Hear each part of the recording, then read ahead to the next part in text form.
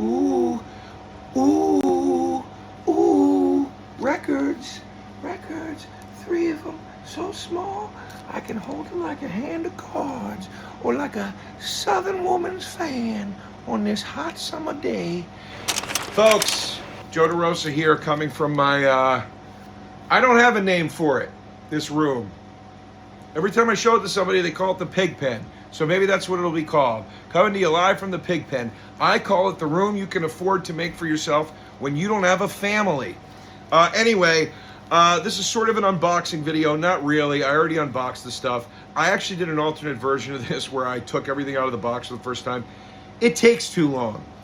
You got to get the box open.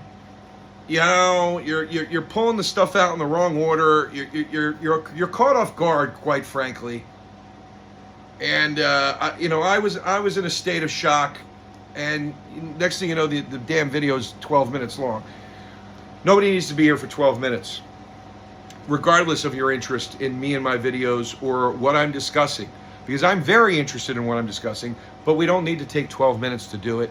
I can get there efficiently and talk about a thing I love and hopefully translate how much I love it to you, and then maybe you start to love it in an efficient amount of time. These come to me courtesy of the band Smile. Smile is one of my favorite bands of all time. They are a band I got into in college. I would say at that time, during their debut, they were what you would call a grunge-era stoner rock band. And eventually they became a sort of power pop band. And then eventually they sort of became like a Brian Wilson type of outfit. Not to say that they sounded like they were doing Brian Wilson. You could just, I feel like there was a Beach Boys-y influence in the later years for them. And in the best possible way. Band with many different moods, many different phases, all of them I very much love. And these 7 inches come from the phase pre their debut album. Smile's debut album is an album where the title is spelled M-A-Q-U-E-E. I thought it was McKee. And then a few months back, I got the pleasure of meeting Scott Reeder, the drummer of the band, and he said it's pronounced McQuee. And I said, Scott, I've been saying that wrong for 30 fucking years. Anyway, that's not important. What is important is I got to meet Scott, which was cool, because Scott now drums in my favorite band of all time, Fu Manchu. So I was excited to meet Scott for multiple reasons. And I love this band, Smile. Michael Rosas, who was the lead singer and guitar player, and,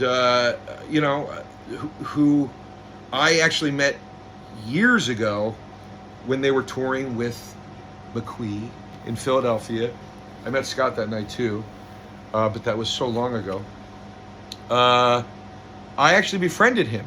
Michael was the first musician that I listened to that I actually got to like meet and hang out with. He did my podcast when I lived in LA. I couldn't believe it. And we've been friends ever since. And he's a great guy. And he has other great music out there you should check out. Okay. Smile. These 3 7 inches.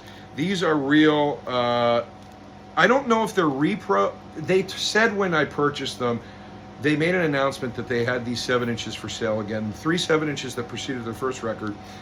I can't remember if they said they were repros or if they found like cases of these things to it's hot in here. That they discovered and could suddenly sell. If anybody knows the answer to that question, including members of the band, please comment below. But either way, I'm happy to have these. These are songs for the most part that I've heard in other areas digitally, but I love physical media. We're going to start out with this one. This is, well, actually, no. We're going to start with this one. This is the Resin 7 inch. I know the song. I love it. This makes me think this is actually an original because, number one, black vinyl, nothing on the label except a little hand stamp. That was the kind of cute shit you had to do when you couldn't afford to get things printed properly. Because everything about getting something pressed cost extra money. Everything about making this cost extra money. Every part of it. Every single part of it. That's what I love about this so much. Somebody made this. These guys got together when they were basically kids. They had to pool their money. They had to go get a studio that they could rent to record the stuff. The studio costs money. If they didn't do it in a studio and they did it on a 4-track or an 8-track, the 8-track costs money. Every computer didn't have recording software on it back then. You couldn't get mics that were of quality for $30 on Amazon back then. This shit cost real money, and when you're young, you don't have it.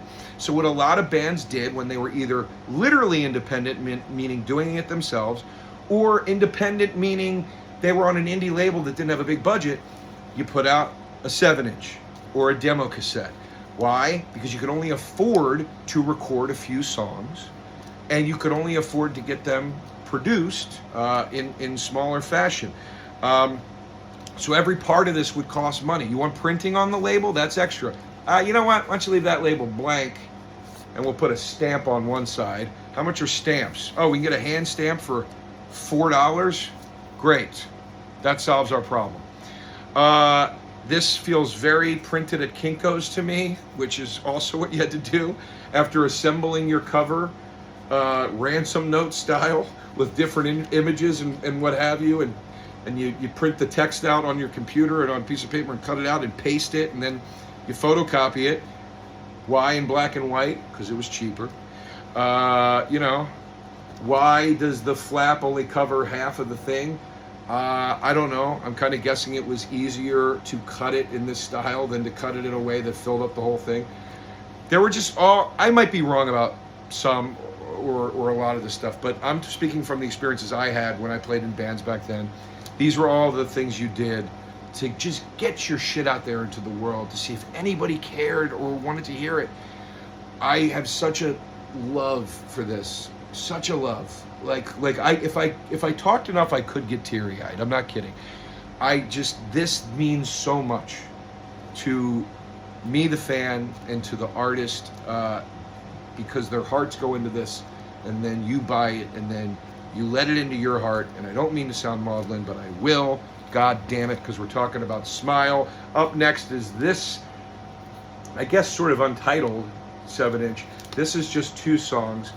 That last one was 3, right? Yeah. That is a song called Luane on it that I really like. But this is Amanita, which that song is not ringing a bell. I feel like I've heard it maybe, but I can't remember. This also has Staring at the Sun on it. This Staring at the Sun became the first single off the McQueen record. But I think this is an alternate earlier version of it. I don't think this came out in conjunction with the album, because Staring at the Sun's the B-side, and that was actually their video. But that album also got picked up from an indie label and put out again by Atlantic Records. So maybe Atlantic said that's your single, and maybe this did come out in conjunction with the album. I'm not sure. Last but not least, we have the Sleepover 7-inch. This is obviously the highest of quality of them. I have this one for sure digitally. I don't remember how I got it or obtained it, but I do have it. This one has, I mean, look at this artwork. Look at the colors. Look at this. Oh my God. Look at this. That matches the goddamn curtains. Look at that. It matches the curtains perfectly. This 7-inch was made for this room. You see what I mean? 30 years ago, a bunch of guys made a thing. 30 years later, I have this room. I get a copy of the thing, a hard copy of the thing for the first time. I open it in the room and it matches the room. It's just, we're connected people. Art connects us. Energy, love. This is beauty. This is beauty. Support it whenever you can. Support it whenever you can. The song Sleepover is awesome. That's on here. And the B-side is Bluff. Bluff. Okay. Anyway, this one looks like it might have been repro'd, only because of the color vinyl, but I don't know. Anyway, folks, the 3 7-inch releases from the band Smile, one of the awesomest bands that has ever lived. Go look them up. Look up Michael Rosas. I think there's a couple bands out there called Smile, so make sure you find the right one. Google Smile, McQuee, MAQUEE, or search it on Spotify or Apple Music. That's how you'll know you have the right band. Their second album's called Girl Crushes Boy.